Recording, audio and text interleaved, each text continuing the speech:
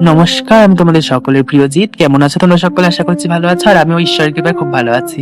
তো তোমরা তো সকলেই জানো আমার বাড়ির মন্দিরে কাজ হয়েছে। তো দেখো, আজকে তোমাদের সামনে ফুল ভিডিও নিয়ে চলে এসেছি। এখানেই দেখো, আমাদের মন্দিরের ভেতরে যে স্ল্যাবটা ছিল ওটা কাটা হচ্ছে, আর তারপরেই চলে এসেছে ইলেকট্রিক মিস্ত্রি। যেহেতু মন্দিরে পাখা লাগানো হবে সেই কারণে, আর সম্পূর্ণ কাজটাই রাধারানীর কৃপা আছে দেখেই আমি করতে পারছি, না হলে পারতাম না। তোমরা তো সকলেই জানো আগে আমার রাধারানী মাধব কোন জায়গায় ছিল আর আজকে কোন জায়গায় এসেছে। সম্পূর্ণটাই তাদের ইচ্ছা এবং কৃপা। তাদের ইচ্ছা কৃপা না থাকলে হয়তো কোনোটাই সম্ভব হতো না। আর এইখানেই দেখো কাকু ড্রিল করে নিচ্ছে। তবে একটা কথাই বলবো, কোনোদিন কাউকে হিংসা করো না, কখনো কারোর কাজে বাধা সৃষ্টি হয়ে দাঁড়িও না। তবে হিংসেটা না করে আমার মনে হয় চেষ্টা করাটাই সবচেয়ে শ্রেয়। এখনো পর্যন্ত না আমি সোশ্যাল মিডিয়া থেকে কোনো ইনকাম করছি, না নিজে কোনো ইনকাম করি।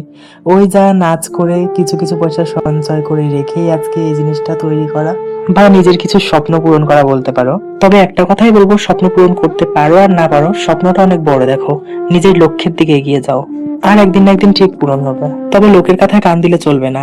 এমনও কিছু মানুষ আছে, অন্যের ভালো দেখলে তারা জ্বলে। তবে তারা জ্বলছে জ্বলুক, ঈশ্বরের কাছে এই প্রার্থনাই করি, তাদের ভালো হোক, মঙ্গল হোক, তাদের স্বামী সন্তান ভালো থাকুক, তাদের আরো আয় উন্নতি হোক। আবার দেখো, আমরা ভগবানের কাছে কত না কিছুই চাই, আমায় টাকা দাও, আমায় বাড়ি দাও, আমার সন্তানকে ভালো রাখো, আমার স্বামীকে ভালো রাখো।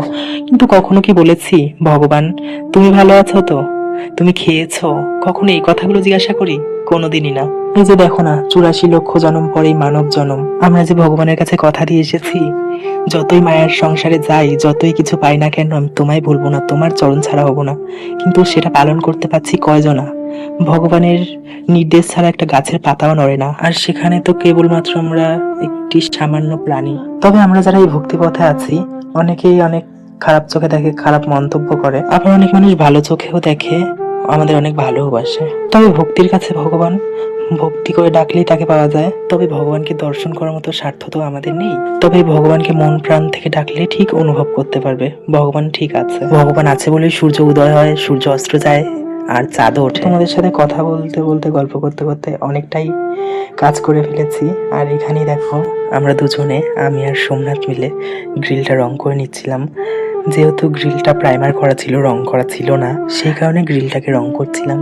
আর আমার যে কোনো কাজেই, ছোট কাজ হোক বড় কাজ হোক, এই মানুষটাই আমাকে হেল্প করে। আর যার কথা না বললেই নয়, আমার মা আমার অনেক হেল্প করে। আমার যে কোনো কথাই, ভালো মন্দ, আমি তার সাথেই শেয়ার করতে পারি। এটা আমার মা না, এটা আমার বন্ধু বলতে পারো। আর এই যে আমার বাবা, ক্যামেরার সামনে বেশি একটা আসে না, ওই ফটোতেই যায় একটু, তাই এখানে আমি আমার বাবার কোনো ভিডিও দিতে পারিনি। তো যাই হোক, ভগবানের নাম নিয়ে ভিডিওটা এখানেই শেষ করছি। ভালো থাকবেন, সুস্থ থাকবেন। রাধে রাধে, হরে কৃষ্ণ, হরি বল।